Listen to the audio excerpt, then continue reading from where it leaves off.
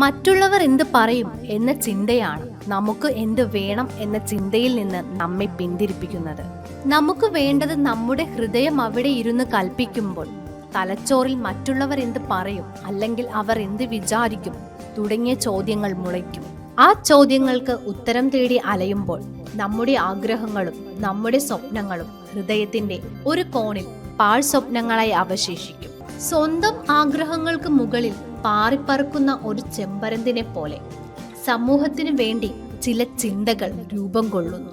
വാർദ്ധക്യത്തിൽ തിരിഞ്ഞു നോക്കുമ്പോൾ ജീവിതത്തിൽ നമ്മൾ ആഗ്രഹിച്ചതൊക്കെ നേടിയോ, അതോ മറ്റുള്ളവരുടെ ചിന്തകൾക്ക് മുന്നിൽ അടിയറവ് വെച്ചോ എന്ന ചിന്ത നമ്മെ അലട്ടാതിരിക്കട്ടെ.